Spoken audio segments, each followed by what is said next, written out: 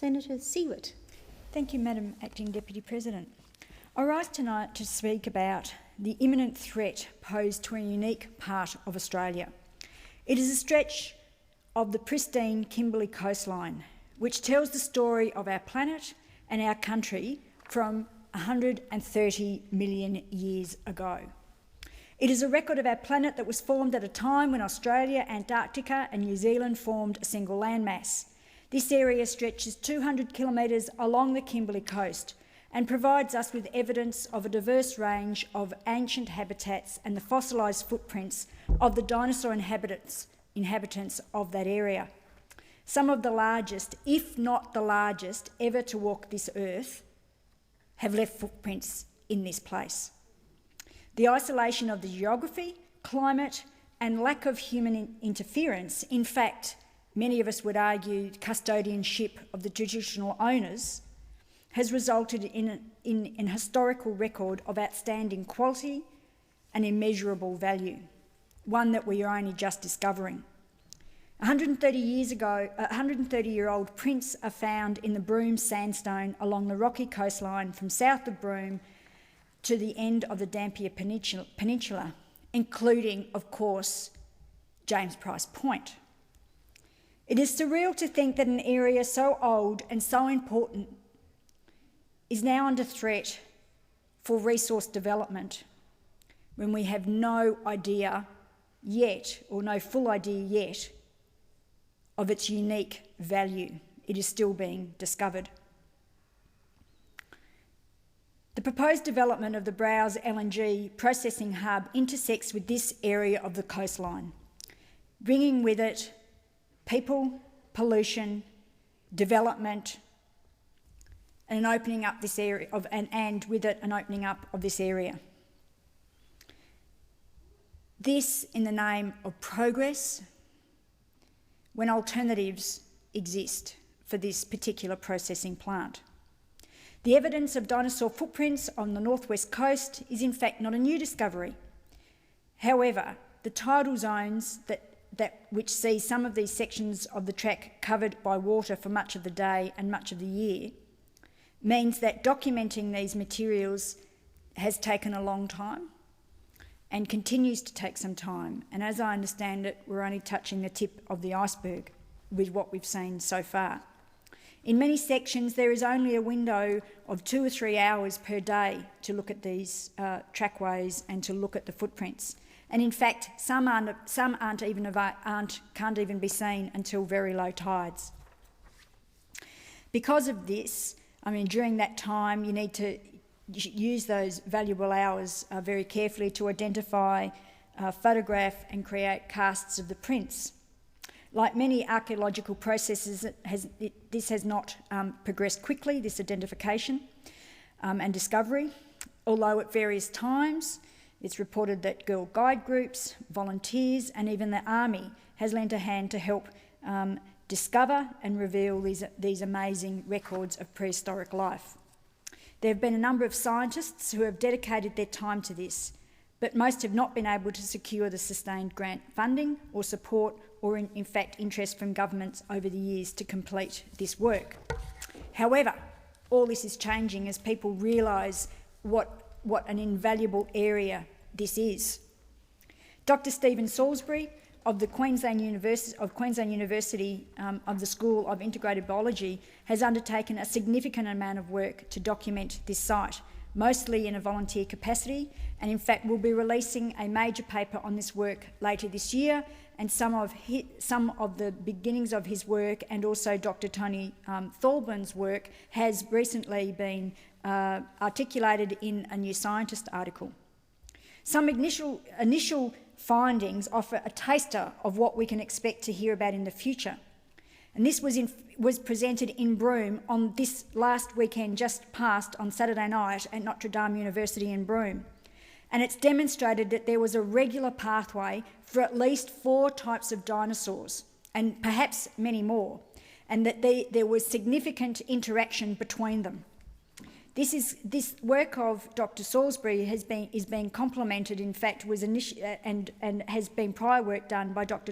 Tony Thorburn, which has also been documented, as I said, in New Scientist this month. As Dr. Salisbury has said, before we've even had a chance to work any of this stuff out, we're facing the possibility of losing it. He likens the area to a jigsaw puzzle, different environments, each with a range of tracks, plants and other fossils. It is a unique area that is apparently incredibly rare on an international scale. All the more so because it has remained untouched until now, and it has remained isolated. This will not be the case, of course, if the proposed Browse Hub becomes a reality, given the proximity of the proposed development to the Prince. In fact, pipelines and things, I've been there, I've seen it, I've seen some of these footprints. It's an amazing experience. The tracks of the pipelines, of the development, will be smack in the middle of some of the most important trackways and important prints at this site. Ambiguity should not exist about something so important. We should not be putting something so important at risk. Aspects of the National Heritage Council's recommended approach to the recommended heritage listing of these dinosaur prints is not well defined. The queries remain still about the boundaries of the heritage area, what's in, what's out, what trackways and footprints are in there. It leaves uncertainty, the boundaries leave uncertainty about whether the heritage area does in fact cover the footprints or not. And this is because the outside marine boundary has been tied to the tide line, or has been placed on the tide line, and that, of course, in that environment varies a lot. And of course, then it leaves it up to the developer to define what the boundary is. One wonders how this protection system works in this country. The location of the heritage area falls marginally short of the area marked for development, avoiding the overlap, which means there's further questions around the development, because there's boundary here, there's a furry boundary around the heritage area because it's a marine environment. We are extremely concerned that this development will impact on the dinosaur footprints. Both Dr. Salisbury and the Murdoch University Cetacean Research Unit, that's in University in Western Australia, has voiced their concerns about the process undertaken in the different assessments on this project.